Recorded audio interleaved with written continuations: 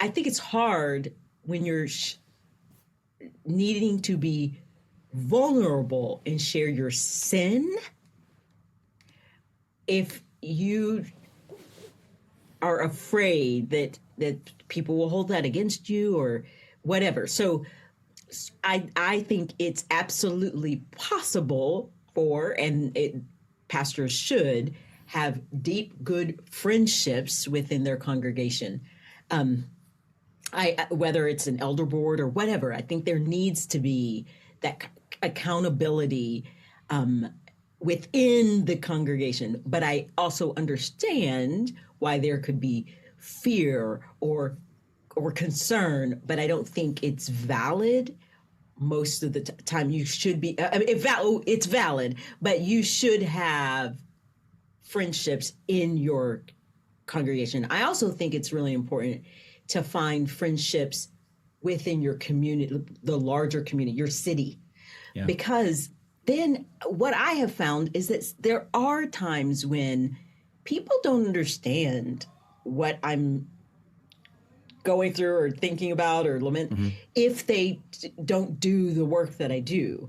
So I have friends who are writers, because I think that's really important to be able to talk to my friends who are writers and say, this happened because, and this was difficult because my sister, one of my best girlfriends, she doesn't quite get it. And that's okay. She understands my heart, but she doesn't quite get if I say, oh, I shouldn't have done this, but I looked on Amazon ranking and okay. And there is the temptation to, I'm tempted to feel sad or want glory, or why isn't this thing selling, or whatever it is. And she's like, oh, that's okay. It's like, but a writer will they'll get it immediately. And so finding those friends that have some common ground is absolutely acceptable. And I think pastors should do the same. I think they should have friends within their community that are pastors. However, I also think they need to be accountable within their local church, and however they can get that accountability and friendship and love, and they need to seek it. So I think that I do think that there can be some loneliness, and I don't tell people when I walk out of my neighbors barely know what I do. Okay. They don't know you're a big deal? Oh. I'm not a big deal, but they don't know, because one of the things that is interesting, I'll say not that I'm a writer, but that I work for a publisher. Okay. Because once I tell people that I work for a publisher, it can turn into, oh, I kind of wanted to write a book. And that changes it's just like, okay, and that happens often. So it's not that I'm a writer, it's that I work for a publisher that usually changes the conversation, and it happens a lot. Does it? And so that is, it's an interesting thing to have an interesting dynamic that we have to work through. Yeah. When I first moved, again, I live in Cork, Ireland. I'm obviously not from here. I moved here. And when I first moved here, there's a fellow Christian. He went to a Pentecostal church, and I'm not part of the Pentecostal church, and it was just like, I was involved with one church, but I had a buddy, he was like my age, some of the same life experiences, same passions and interests. Mm-hmm. And I actually just kind of loved having a friend that was outside of my church and the responsibilities that I had.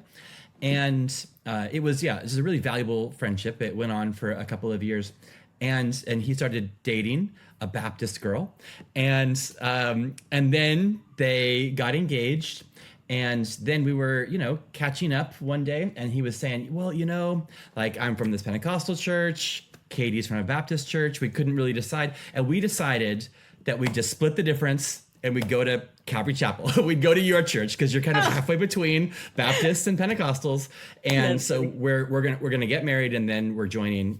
And And at that moment, I was like, oh, I'm so happy for you. Or, oh, this is great. And then inside, I was kind of like, oh, crap. Like, I feel like I'm just kind of like losing a friend. That's how I feel. I really feared that it's like, okay, cool. We're gaining a church, member, well, two, but I feel like I'm kind of losing a friendship. And I guess I'm pleased to report years later that actually wasn't the case. Yes. But I remember that like sinking feeling and acting happy, but inside just being like, man, what a personal loss that I'm experiencing because of this. Because I value this. I value the Friday night meetups, and I have to kind of give that up. And that hasn't been the case. So, but it could go wrong. And, he eventually became a trustee of the church. We agreed on, we even had some disagreements about things, and then really did a really good job of trying to maintain, like, we're friends, but we can also like disagree on these issues and the way to move, but we're going to value our friendship more than anything else. So it's difficult to manage, and I know that not everyone's able to do it. And sometimes you kind of like, you're tempted to give preference to somebody because they're your friend, and that's wrong, Yes, it's sin of partiality, James. I was just gonna say, yep. Yeah. So we've got to. I mean, there's so much tension to manage when we're dealing with friendship and people, and I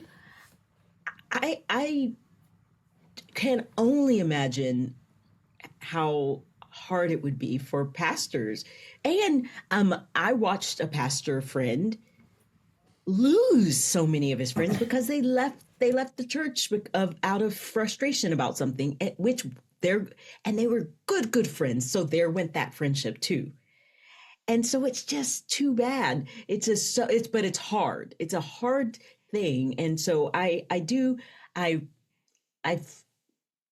feel for the pastors who are trying to navigate that. However, I think it's worth it to be vulnerable, to find the person, to have accountability, because it's so needed. You cannot live.